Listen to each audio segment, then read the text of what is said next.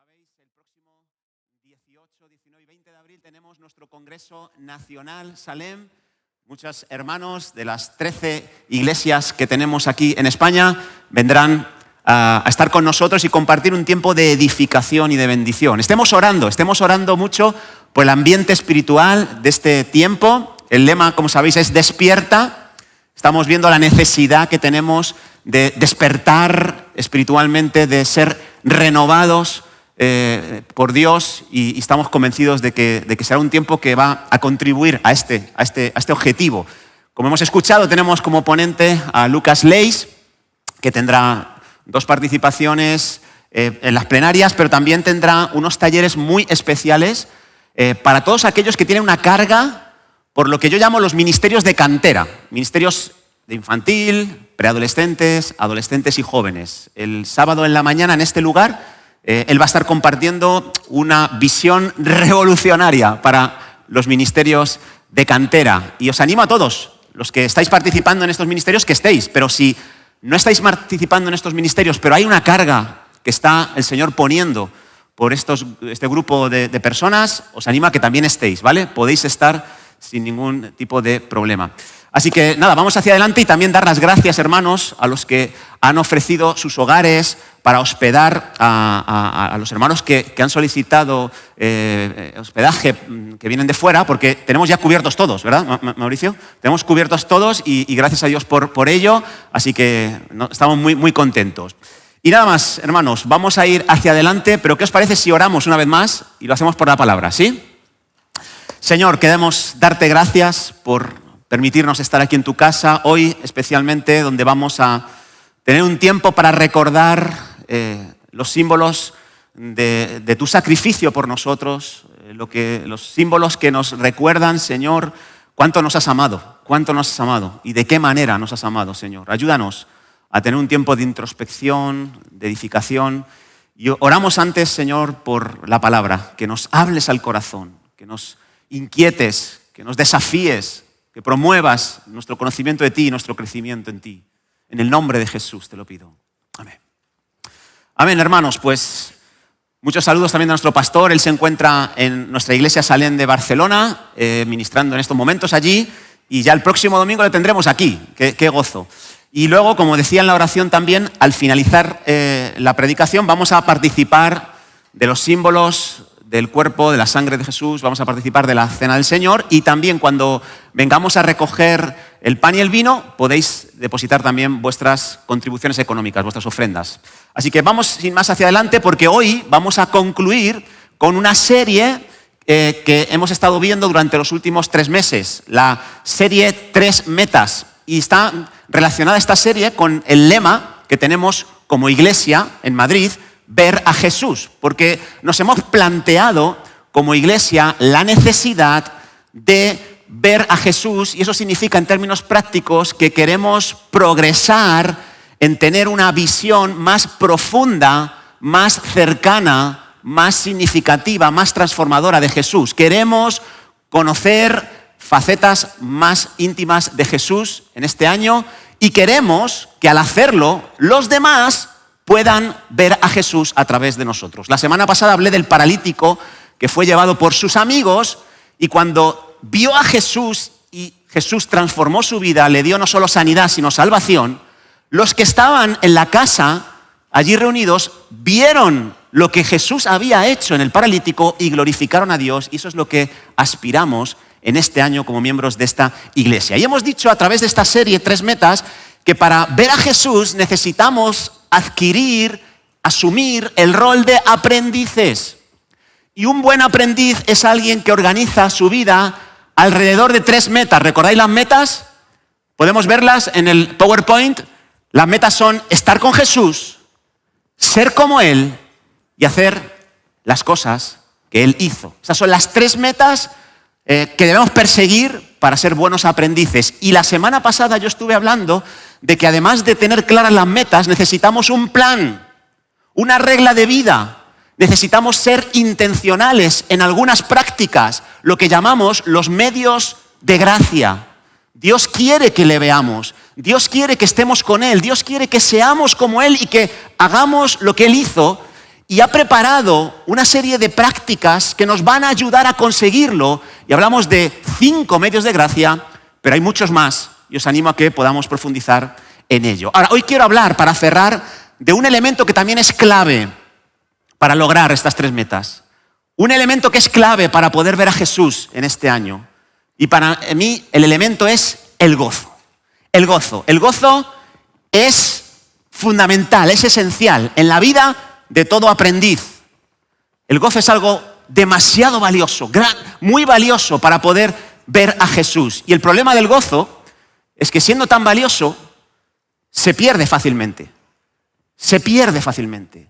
Por múltiples factores que se denominan ladrones del gozo. ¿Habéis oído hablar alguna vez de este término? Los ladrones del gozo. Hay demasiados elementos, demasiadas circunstancias, demasiados componentes que están a diario intentándonos robar el gozo del Señor.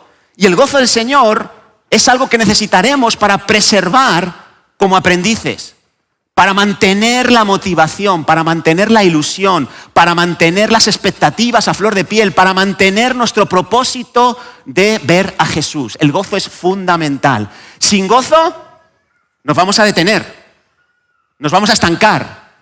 Sin gozo todo se va a arruinar. No vamos a poder caminar cerca de Jesús, no vamos a estar con Jesús, no vamos a ser como Él, no vamos a hacer lo que Él hizo, no vamos a hacer lo que Él espera, por lo tanto, de nosotros. El gozo es fundamental y hoy quiero que nos paremos a la luz de la Escritura a evaluar si tenemos el gozo intacto en nuestro interior o si lo hemos perdido. Hoy quiero que respondamos a la pregunta, ¿cómo estoy de gozo? ¿Tengo mi gozo en lo más alto de mi corazón o tengo mi gozo en un pozo? Como dice la frase, ¿verdad? Así he titulado yo esta enseñanza. Mi gozo en un pozo. Porque si hubiera alguien aquí que tiene su gozo en un pozo, sería muy interesante saber cómo podemos recuperar el gozo que hemos perdido. Y de esto quiero hablar. Mi gozo en un pozo. He intentado estudiar acerca del origen de esta frase y he encontrado 2 posibles respuestas, sin saber a ciencia cierta cuál es la verdadera. Pero hay 2 versiones de lo que es el origen de la frase mi gozo en un pozo. Algunos dicen que viene del siglo de oro, una copla de la época del siglo de oro en España. Y otros dicen que tiene que ver con la Biblia, tiene que ver con Génesis 37. ¿Recuerdas la historia de José? Cuando es enviado por sus padres para informarle de cómo estaban sus hermanos que estaban en otra área pastoreando sus ovejas, y llega José con su gozo en lo más alto, con ese traje que su padre le había regalado para mostrar su preferencia a él, de diversos colores. ¿Y qué pasó cuando se encuentra con sus hermanos? ¿Que le meten dónde?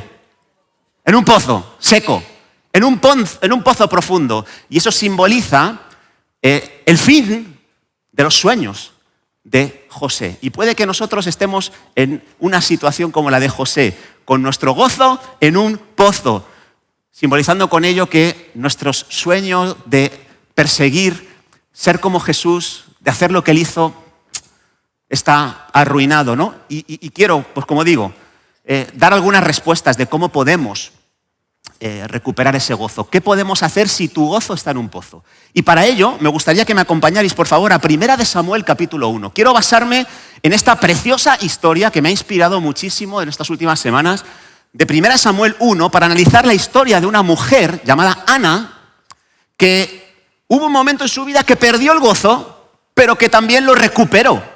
Y se desprenden algunos principios, algunas claves que podrían ayudarnos a nosotros. Vamos a leerlo, son 28 versículos, pero vale la pena que lo podamos leer juntos. Dice así, 1 Samuel 1. Hubo un varón de Ramataim de Zofim, el monte de Efraín, que se llamaba Elcana, hijo de Jeroam, hijo de Eliú, hijo de Tou y de muchos otros. Y tenía él 2 mujeres. ¡Wow! ¡Qué valiente el hombre!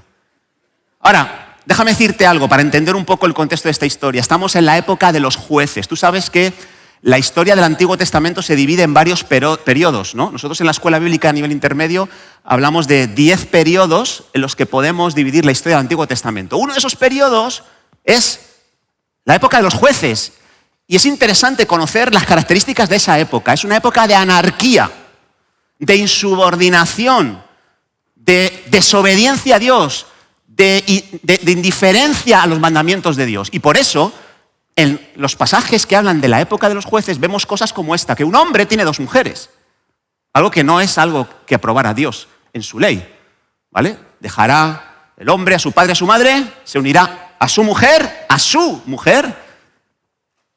y serán una sola carne. Ya está. Esa es la idea de Dios. Pero en la época de los jueces, cada uno hacía lo que bien le parecía. Y claro, dice que una de esas mujeres era Ana, otra era Penina. Penina tenía hijos, mas Ana no los tenía. Y todos los años aquel varón subía de su ciudad para adorar y para ofrecer sacrificios a Jehová de los ejércitos en Silo, que es donde estaba en esa época el arca y donde se ejercía el sacerdocio. Y allí estaban los famosos hijos de Elí, Ofni y Finés, que eran unos corruptos, unos líderes espirituales que dejaban muchísimo que desear. Pero eran sacerdotes de Jehová. Y cuando llegaba el día en que el Cana ofrecía sacrificio, daba a Penina, su mujer, a todos sus hijos y a todas sus hijas, a cada uno su parte para ir al sacrificio. Pero a Ana daba una parte escogida porque amaba a Ana, aunque Jehová no le había concedido tener hijos. Y mira las consecuencias de hacer las cosas a tu manera y no a la manera de Dios. Versículo 6. Su rival, Penina, irritaba a Ana, enojándola y entristeciéndola porque Jehová no le había concedido tener hijos. Así hacía cada año cuando subía a la casa de Jehová. Cada año. La irritaba así, por lo cual Ana lloraba y no comía. Así que la casa de este hombre llamado Elcana era un polvorín. Una casa no era de paz, era de conflicto permanente, ¿no? Y Elcana, versículo 8, su marido le dijo: Ana, ¿por qué lloras? ¿Por qué no comes? ¿Por qué está afligido tu corazón? Y fíjate el lumbrera del Elcana, me encanta esta pregunta. Pero si me tienes a mí, cariño. Qué iluso. ¿No te soy yo mejor que 10 hijos? Qué fantasma. Cariño, ¿pero por qué estás triste? Si me tienes a mí. Si me tienes a mí, lo tienes todo. Y se levantó Ana, muy sabia, no le contesta. Y después que hubo comido y bebido en Silo, y mientras el sacerdote Elí estaba sentado en una silla junto a un pilar del templo, ella, con amargura de alma, oró a Jehová y lloró abundantemente e hizo voto diciendo: Jehová de los ejércitos, si te dignares a mirar la aflicción de tu sierva, si te acordares de mí y no te olvidares de tu sierva, sino que dieres a tu sierva un hijo varón, yo le dedicaré a Jehová todos los días de su vida y no pasará navaja sobre su cabeza. Esto de no pasar navaja sobre su cabeza tiene que ver con un voto que se llama nazareo, un voto de tener un hijo que le ibas a consagrar de por vida al servicio a Dios y a ninguna otra labor, a ninguna otra tarea, ¿no? Dice,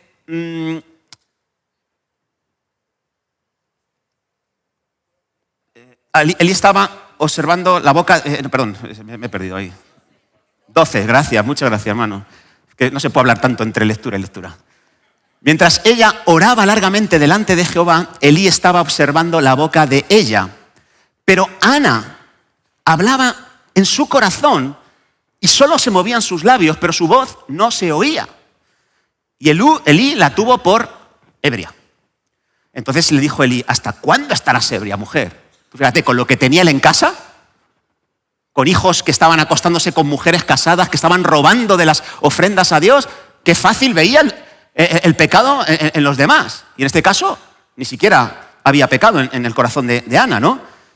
Y Ana le respondió: no, Señor mío, yo soy una mujer atribulada en espíritu. No he bebido vino ni sidra, sino que he derramado mi alma delante de Jehová. No tengas a tu sierva por una mujer impía, porque por la magnitud de mis congojas y de mi aflicción he hablado hasta ahora. Versículo 17. Elí respondió y dijo: ve en paz, y el Dios de Israel te otorgue la petición que le has hecho. Y ella le dijo: halle tu sierva gracia delante de tus ojos. Y se fue la mujer por su camino y comió, y no estuvo más triste. Interesante. Y levantándose de mañana, adoraron delante de Jehová, y volvieron y fueron a su casa en Ramá. Y Elcana se llegó a Ana, su mujer, tuvieron relaciones íntimas, y Jehová se acordó de ella.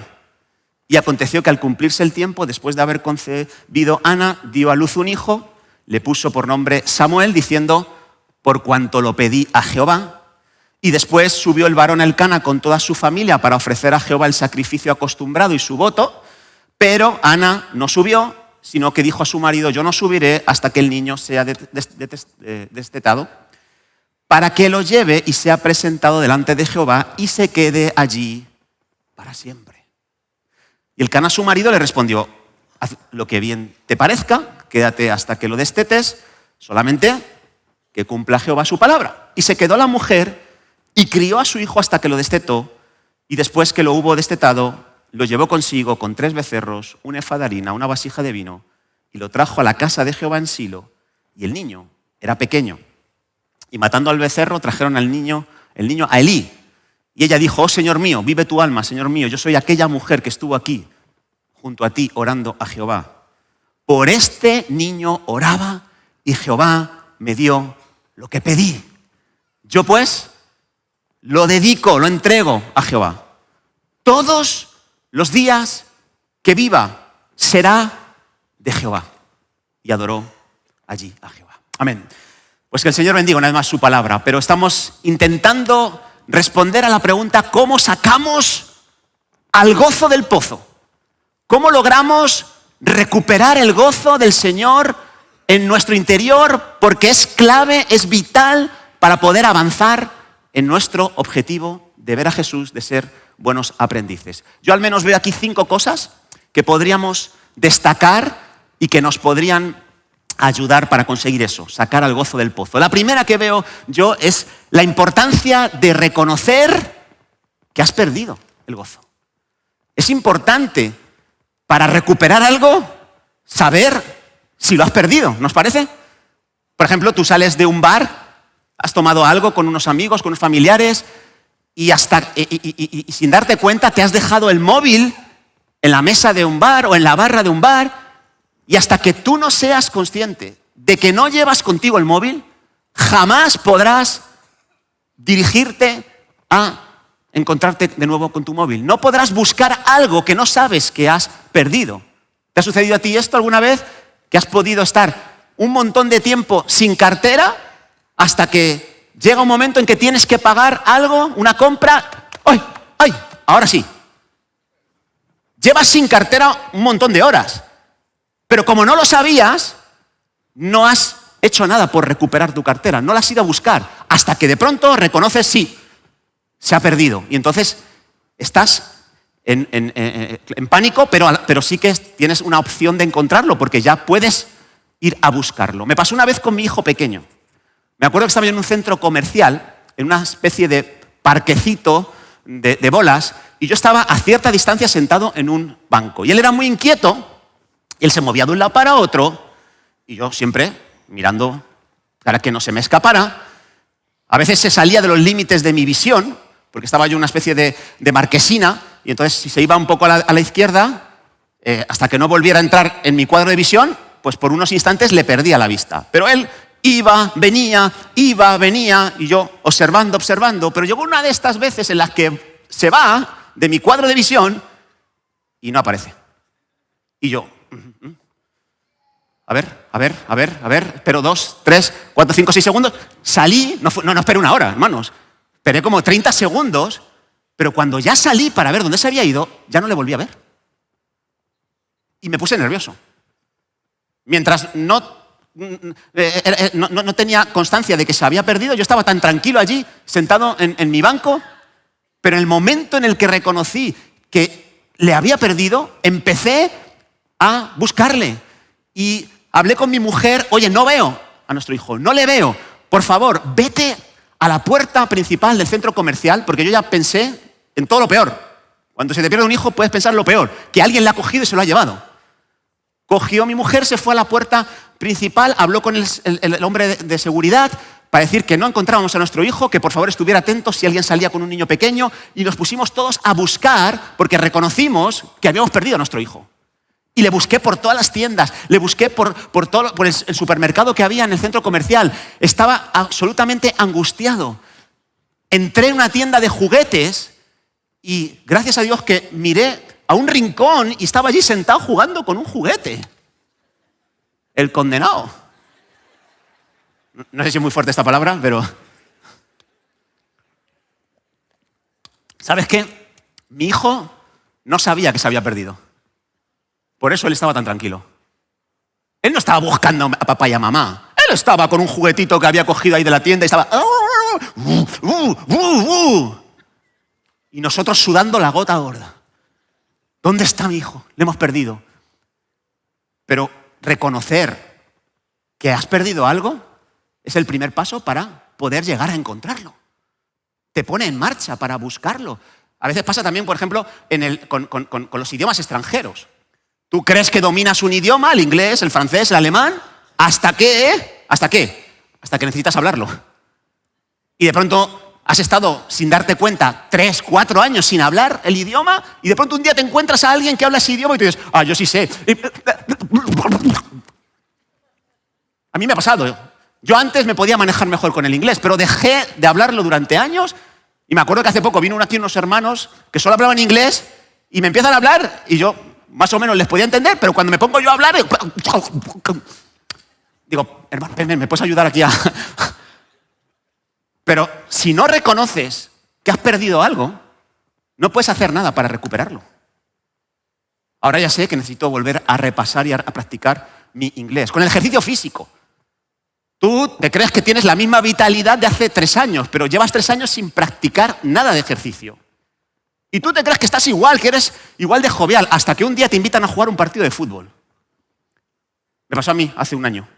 Llevaba años sin jugar al fútbol. Pero yo me creía, yo me encontraba muy bien físicamente. El primer balón que cogí, mi mente, mi cabeza iba a una velocidad, pero mis piernas, por lo que sea, no iban a la misma velocidad. Pero mi mente, cogí un balón, el pase, veo una banda totalmente liberada y digo, ¡guau! Aquí voy a correr como yo corría, como yo solía correr hace unos años. Y en mi mente era el mismo, pero mis piernas no eran las mismas. Y empecé a correr y me caí, sin que nadie me entrara. Y ahí me di cuenta, reconocí que había perdido la forma física. Y es lo primero, reconocer que has perdido algo, tener conciencia de pérdida para poder iniciar la búsqueda. Esto es muy importante. Hay gente que va por la vida sin gozo, sin alegría interior, sin entusiasmo. Ha perdido el sentimiento de privilegio por servir al Señor, por ser hijo de Dios. Y no se da cuenta. No se da cuenta. Le pasó al rey David, hermanos. El rey David estuvo años habiendo perdido el gozo en su vida por causa del pecado, hasta que alguien le ayudó a reconocer que había perdido su gozo. Fíjate lo que dice el Salmo 51:12. Cuando lo fue consciente, ¿qué dijo? Vuélveme el gozo de tu salvación y espíritu noble me sustente. Vuélveme el gozo de la salvación. No había perdido la salvación, ¿vale? Ningún creyente pierde la salvación. Ningún verdadero creyente pierde la salvación. El que cree en Jesucristo tiene vida eterna. Pero puedes perder el gozo de la salvación, que es algo diferente. Puedes perder el sentido de privilegio de que Jesucristo haya tomado la iniciativa de venir a morir por amor a ti. Puedes perder el gozo y la alegría de que Él te ha adoptado como hijo suyo, que se compromete a ser tu padre y a cubrir tus necesidades, a guiarte, a darte la herencia como hijo. Puedes perder ese gozo y entonces en ese punto estamos en problemas. No vamos a poder avanzar de la misma manera. Tenemos aquí una protagonista llamada Ana, de la historia que hemos leído, que como digo, vivía en la época de los jueces y tenía un marido que a su vez tenía otra mujer. Y Ana es evidente que había perdido su gozo, que tenía su gozo en el pozo. Había perdido la ilusión por vivir. Su tristeza era más que evidente. Llevaba años así. Pero no se dio cuenta hasta que un día, que lo hemos leído, como tenían por costumbre, suben a Silo, al lugar donde estaba el tabernáculo, para ofrecer un sacrificio a Jehová, para adorarle en una festividad. Y fue allí donde se manifiesta que esta mujer tenía su gozo en un pozo. Fijaros el versículo 9 que hemos leído. Se levantó Ana, después de comer allí, en el lugar de culto, y después de haber bebido, haber celebrado la fiesta religiosa del momento, y mientras el sacerdote Elí estaba sentado allí, en una silla junto a un pilar del templo, ella manifiesta algo que probablemente a lo mejor ni se había dado cuenta. Tenía amargura, tenía resquemor, estaba frustrada. Y dice que estaba llorando abundantemente. Y ahí ya se manifiesta. Qué bueno es que Dios nos lleve a circunstancias, a situaciones donde se evidencie que hemos perdido algo muy valioso. Hemos perdido el gozo del Señor. Y el gozo del Señor es nuestra fuerza. ¿Sientes tú que tu gozo, por ser su discípulo, su siervo, su hijo, ha menguado? ¿Ha desaparecido de tu vida? Esa primera pregunta es la que nos deberíamos hacer. Pero hay una segunda cosa que también tenemos que hacer para sacar al gozo del pozo, para recuperar el gozo perdido. Yo le llamo aquí, sí, reconoces que has perdido el gozo, pero ahora ve un poquito más profundo. Identifica la causa. ¿Cuál es la causa por la que has perdido el gozo? Porque, vale, está muy bien detectar que hemos perdido algo, pero lo siguiente es examinar y decir, oye, ¿cuál es la causa? ¿Cuál es la causa? Ana lo tenía claro. Ana se dio cuenta de que había perdido el gozo. ¿Por qué? Pues porque era estéril, porque la otra mujer de su marido se estaba burlando de ella todo el tiempo. Y es importante llegar a un punto en el que nosotros podamos identificar cuál es la causa. Y para eso hay que hacerse preguntas. Fíjate, el Cana, que se dio cuenta de que su mujer no era la misma, que cuando se casó, que había perdido el gozo, le pregunta, ¿por qué lloras? ¿Por qué no comes? ¿Por qué estás afligida en tu corazón? ¿Por qué? Son preguntas que nos tenemos que hacer. Y ella lo dice, mi rival me irrita, me enoja, me entristece todo el tiempo, cada año que subimos aquí a Silo, porque Jehová no me ha concedido tener hijos, y es que pues eso me hace llorar, incluso me cierra el estómago y dice que no comía, Así que, qué importante es conocer la causa. ¿Qué te está robando a ti el gozo? Si has identificado que ya no tienes ese mismo gozo que tenías en el pasado, ya no te emocionas con el Señor, con tu relación con Él, con los privilegios que te ha dado, ¿qué es lo que te está robando a ti el gozo? Es importante detectar hacia dónde se inclina tu corazón. Yo tengo algunas cosas muy identificadas en mi vida y te quiero compartir alguna de ellas. Pero yo sé algunas cosas que sí o sí me roban el gozo. Y las tengo muy identificadas e intento luchar contra ellas. Por ejemplo, para mí, el tener una agenda desequilibrada hace que mi gozo se diluya, se dilapide a una velocidad increíble. Cuando estoy trabajando en exceso, cuando estoy dedicando demasiadas horas al trabajo y no puedo desconectar, eso me roba la alegría, me roba el entusiasmo, me roba la motivación. Cuando no estoy respetando los ciclos de descanso, cuando estoy durmiendo poco, me roba el gozo. Cuando estoy muy enfocado en dar, y no recibo lo que tenía que recibir, me roba el gozo.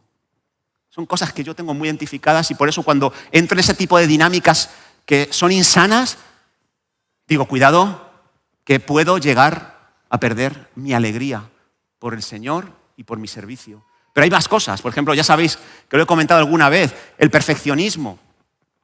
Eso también dinamita el gozo en mi interior. Esa obsesión compulsiva de que todo sea perfecto, de que todo esté al nivel que yo considero que deben estar las cosas. Pues muchas veces me impide disfrutar de cosas muy buenas que están sucediendo en mi vida. Me impiden verlas incluso. Eso de que no es suficiente, de que falta algo, siempre falta algo, esa impronta mental que hay en mi vida.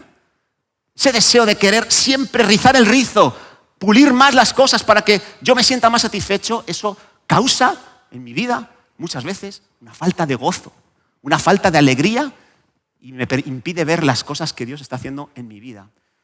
A veces también la preocupación excesiva, a veces estar más enfocado en el mañana que en el hoy, el estar ahí preocupado por lo que pueda suceder en el mañana, eso también te puede robar el gozo. El estar ahí luchando con cosas que no vas a poder cambiar, también te puede robar el gozo. Mira, esta semana, el miércoles, en la escuela bíblica a nivel básico, estábamos hablando de la construcción del templo. Hablábamos de Salomón y hablábamos de los inicios de la construcción del templo. Y empezamos hablando de que la construcción del templo era un sueño del padre de Salomón, del rey David. Y decíamos que David, toda su vida, ansiaba construir un templo para el Señor.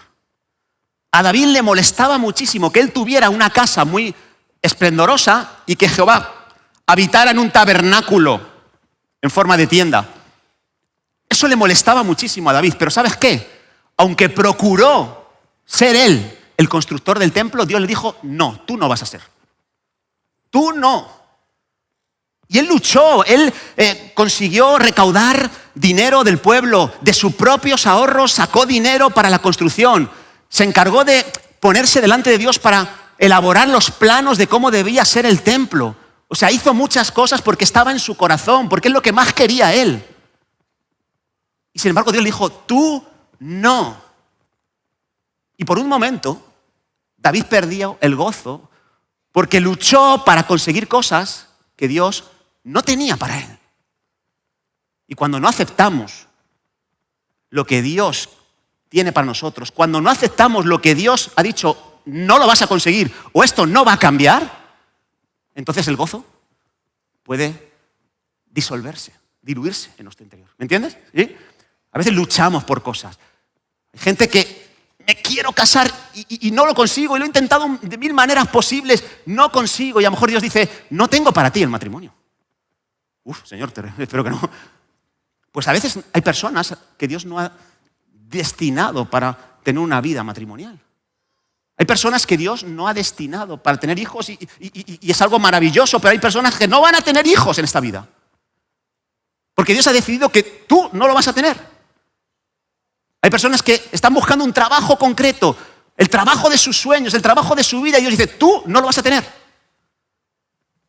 Comentaba yo a los hermanos el miércoles de cuántas veces yo he intentado luchar con Dios por tener unos padres conforme a mi idea, unos padres como yo quiero que sean los padres.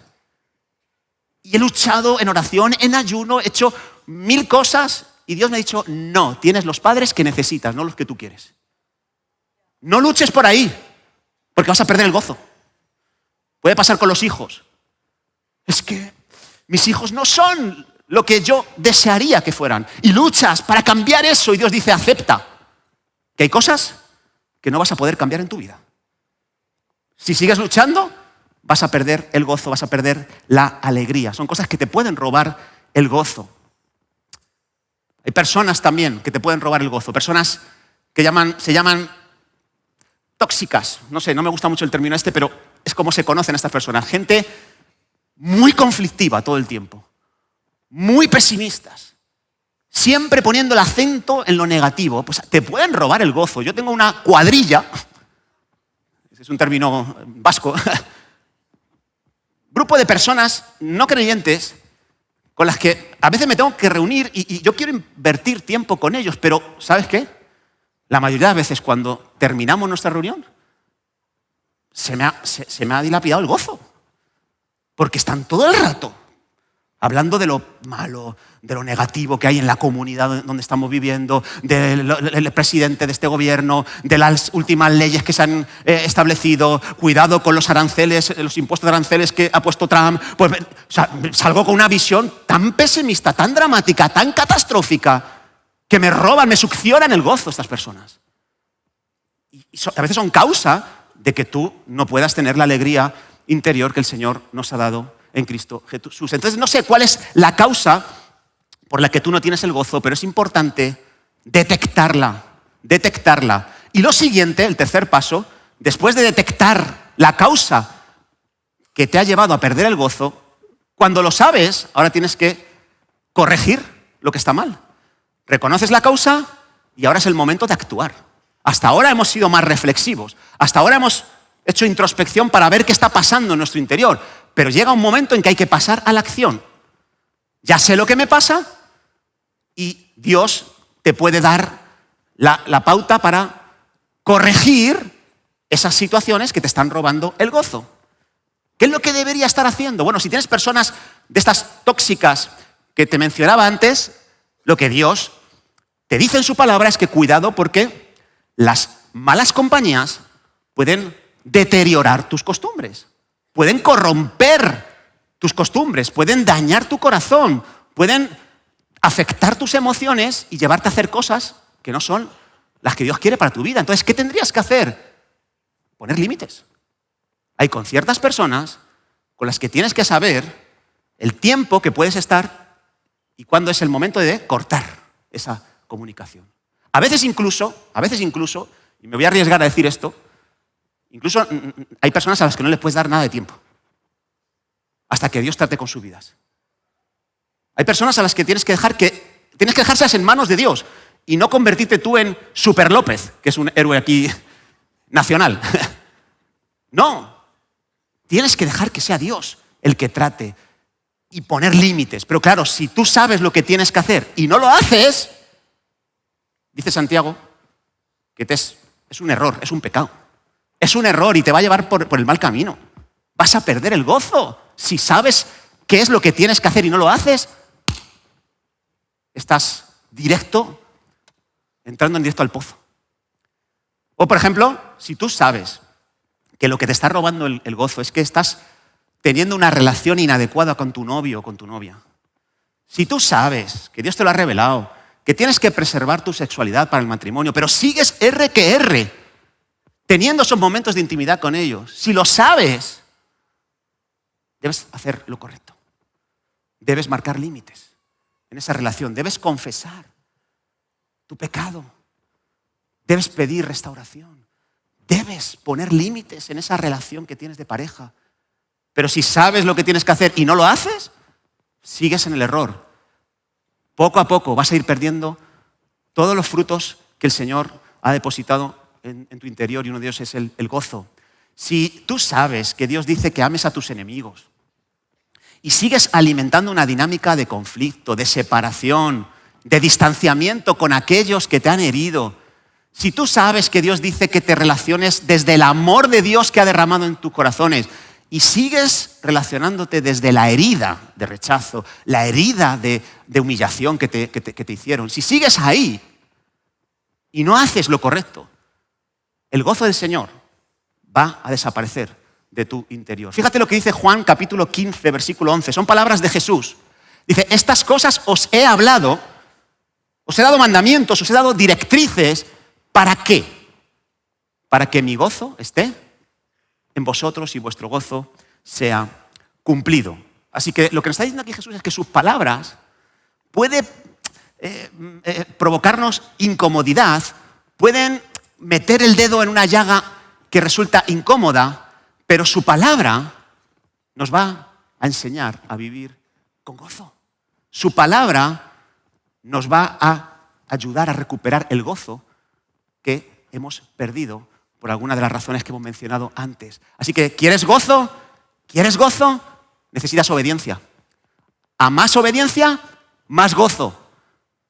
Una obediencia parcial, como resultado, te va a dar un gozo limitado. Un gozo parcial. La obediencia está íntimamente relacionada con el nivel de gozo que vas a tener en tu corazón. Así que tienes que elegir cuánto gozo va a haber en tu interior. Dios no te va a obligar, Dios te ha hablado, Dios te ha dado directrices claras para que hagas lo que tienes que hacer y ahora tú lo que tienes que hacer es dar pasos en esa dirección. A Ana le pasó lo mismo. Ana entiende que hay una causa que le está robando el gozo, su esterilidad, en las burlas y rechazos constantes de Penina, la otra mujer de su esposo, y en lugar de quejarse, en lugar de entrar en una guerra con Penina, en lugar de culpar a otros, en lugar de que su marido lo entienda de una vez por todas, lo que hace ella es lo que tiene que hacer. ¿Qué tienes que hacer para recuperar el gozo? Versículo 9. Se levantó Ana, después de la comida, sí, comió con su marido y con Penina y con los hijos e hijas de esta, se levantó y se fue al lugar del altar, lo más cerca del altar. ¿Para qué? Para orar a Jehová, para derramar su corazón abundantemente. Ella sabía que las cosas se solucionaban en la presencia de Dios. Ella sabía que el tiempo con Dios lo cambia todo. Que el verdadero gozo no está en el exterior. El verdadero gozo está en el interior, en nuestra conexión con el Señor. Y cuando tú vienes a Jesús, da igual las circunstancias. Su presencia es suficiente para que tu gozo sea cumplido, para que tu gozo esté gobernando de nuevo en tu corazón. Así que el gozo viene cuando hacemos lo que tenemos que hacer, cuando corregimos lo que nos falta. Y muchas veces lo que nos falta es presencia de Dios, estar delante de Dios. Ahora, déjame ir a por el cuarto punto, a la cuarta clave de cómo sacar el gozo del pozo. ¿Cómo le saco yo al gozo de ese pozo en el que está inmerso? La cuarta cosa es, yo le he titulado aquí, cambiar la actitud al confiar en Dios.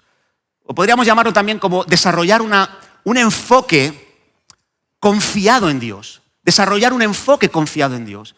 Necesitamos dejar de enfocarnos en determinadas cosas para enfocarnos en otras. Necesitamos desenfocarnos de lo negativo cuando estamos ahí sin gozo, porque cuando uno no tiene gozo, siempre el enfoque va a ser en lo negativo, en los problemas, en las dificultades, en lo que este me ha hecho, en lo que esta me ha hecho y en lo que está mal, en las deficiencias que hay a mi alrededor. Entonces es muy fácil que el enfoque, cuando no tienes gozo, vaya en esa dirección.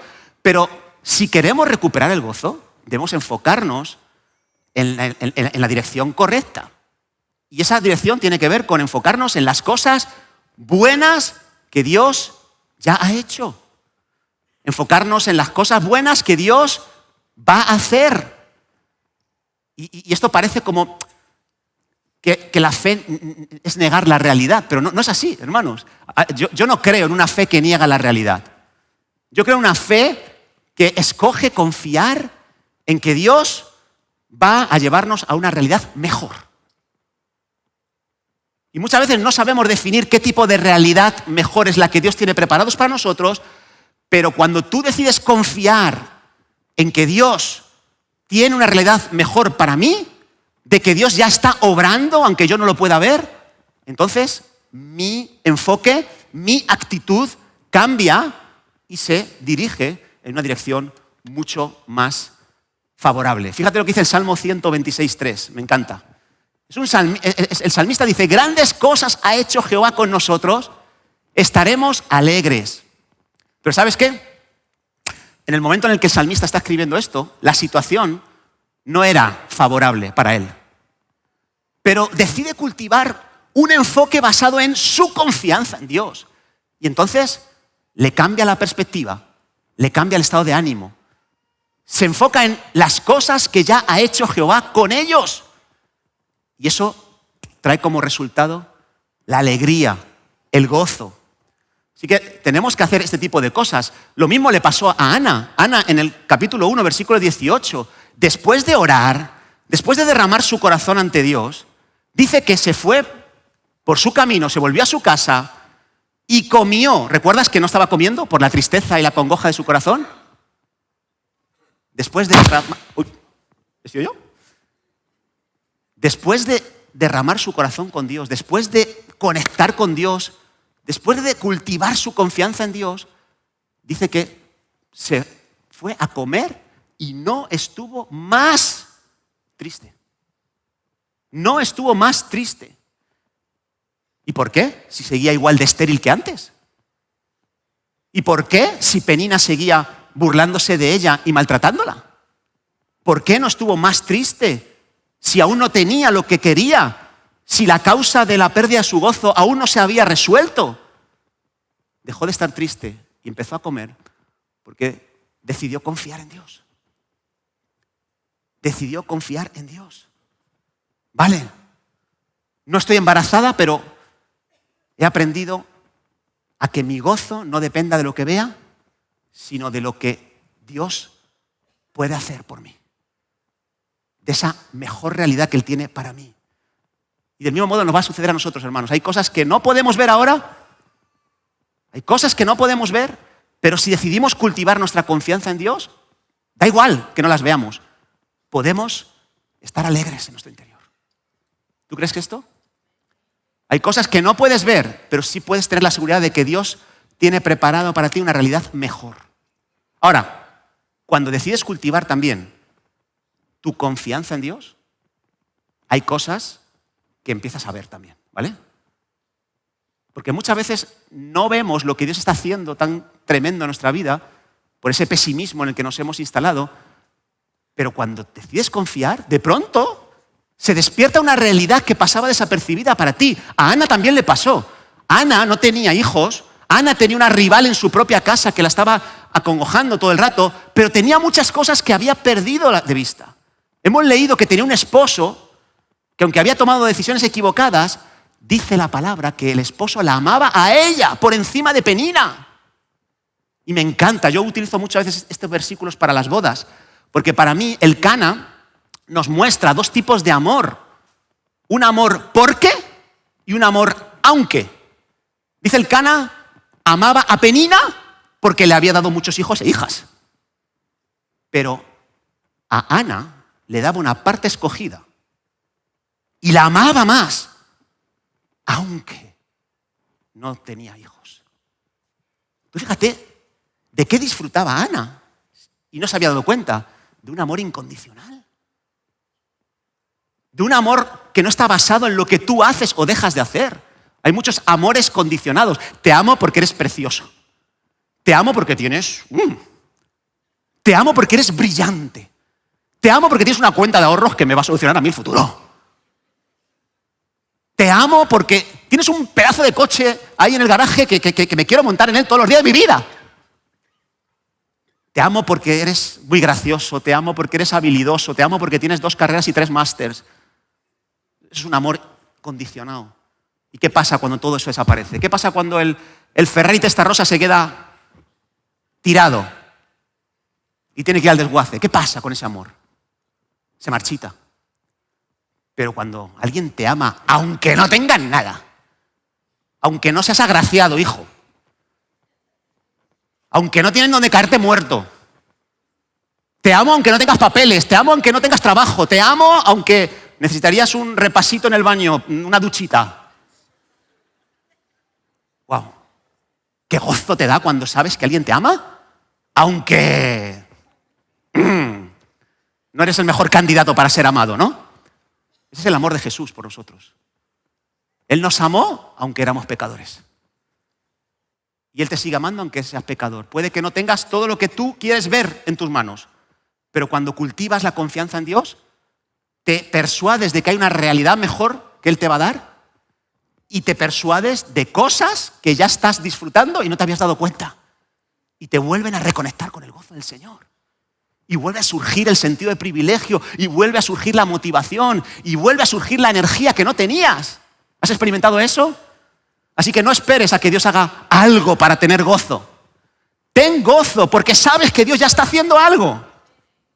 Ten gozo porque sabes que Dios ya está obrando para bien, aunque no puedas verlo.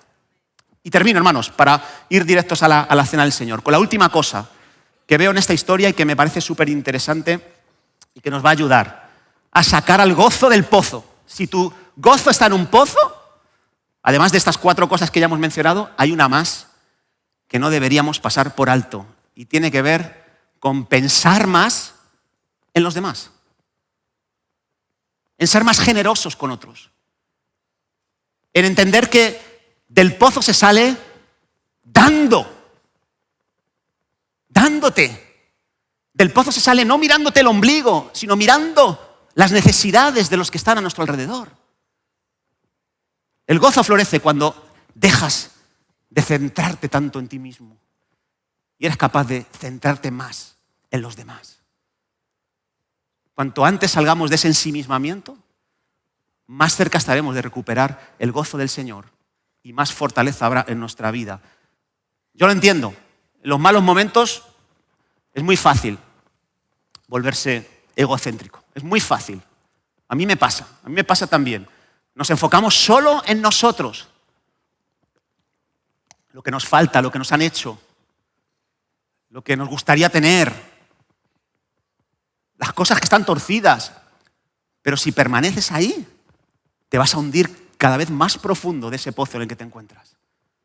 Y si decides salir de ese ensimismamiento, la alegría interior va a surgir en tu interior. Fíjate lo que dice Hechos 20:35, un pasaje muy conocido, pero que vale la pena recordarlo. El apóstol Pablo le dice a sus discípulos, más bienaventurado es dar que recibir. ¿Y de dónde hemos aprendido esto? Pues de mí, dice Pablo, yo os he enseñado que trabajando con generosidad por los demás, que enfocándote en las necesidades de otros, en ayudar a los necesitados, pues tú vas a ser más feliz. Y lo has aprendido de mí, pero es que yo lo he aprendido del Señor Jesucristo, que siendo en forma de Dios, no estima en ser igual a Dios. Se despoja de todos sus privilegios, se despoja de su estabilidad, se despoja de su confort y decide descender en misión de rescate a la tierra. Se viste de hombre, se limita por amor. ¿Y sabes qué? Después de la cruz, dice que el gozo que tenía era inmenso. Después y durante la cruz, dice Hebreos, que por el gozo que tenía, por el gozo de saber que se estaba entregando por el beneficio de muchos, soportó plácidamente la muerte. Cuando te enfocas en los demás, eres capaz de alegrarte en situaciones que no son normales.